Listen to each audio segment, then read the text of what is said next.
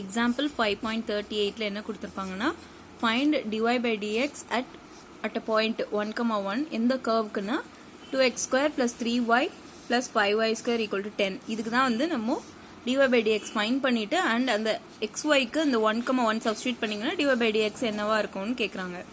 First இந்த 2x ஸ்கொயரை differentiate பண்ணணும். 2 வந்து கான்ஸ்டன்ட், ஸோ தனியாக வச்சுட்டு எக்ஸ் ஸ்கொயரை பண்ணும் போதில் 2x அப்படின்னு வரும். அதாவது எக்ஸ் ஸ்கொயரை டிஃபரன்ஷியேட் பண்ணிங்கன்னா 2x அப்படின்னு கிடைக்கும். Differentiation of x square plus இது வந்து ஒரு ப்ராடக்டாக இருக்கா xy, so product rule use பண்ணுறோம். u v dash plus v u dash.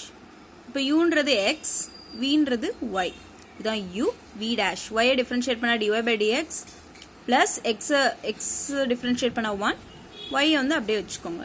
Plus 5 into y ஸ்கொயரை பண்ணிங்கன்னா 2y அண்ட் அகெயின் yயை பண்ணும்போது dy by dx equal to constant நம்ம பண்ணும்போது நமக்கு 0. இப்போ இந்த 3யை உள்ள மல்டிப்ளை பண்ணுறோம்.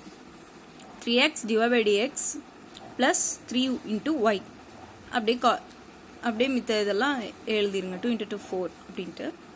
நெக்ஸ்ட் இந்த dy by dx எல்லாம் காமனாக எடுக்கிறோம். ரெண்டு dy by dx காமனாக எடுத்திங்கன்னா ரிமைனிங் என்ன இருக்கும்? 3x ப்ளஸ் 10y இருக்கும். மிச்ச டேர்ம்ஸ் எல்லாம் ரைட் ஹேண்ட் சைட் கொண்டு வந்துருங்க. இந்த டேர்மையும் ரைட் ஹேண்ட் சைட் கொண்டு போயிட்டிங்கன்னா -4x -3y இப்படி ரெடியூஸ் ஆகிருக்கும். இது ஆஸ் யூஷுவல் நமக்கு ப்ராடக்டில் இருக்கிறனால இதை வந்து கீழே கொண்டு வந்துடலாம் ரைட் ஹேண்ட் சைடில் வரும்போது. ஸோ 3x ப்ளஸ் 10y இதுதான் dy by dx. அட் என்ன பாயிண்ட்ல கேட்டிருக்காங்கன்னா 1,1 பாயிண்ட்ல கேட்டிருக்காங்க dy by dx. இப்போ எக்ஸும் ஒய்க்கும் 1 சப்ஸ்டியூட் பண்ணணும். So 4 into 1 plus 3 into 1 by 3 into 1 plus 10 into 1 எல்லாமே 1ஆல் மல்டிப்ளை பண்ணுறதுனால ஆஸ் யூஷுவல் அதே தான் இருக்கும். ஸோ முன்னாடி ஒரு மைனஸ் இருக்கா, so 4 plus 3 by 3 plus 10 -7 by 13. இதுதான் வந்து உங்கள் ஃபைனல் ஆன்சர்.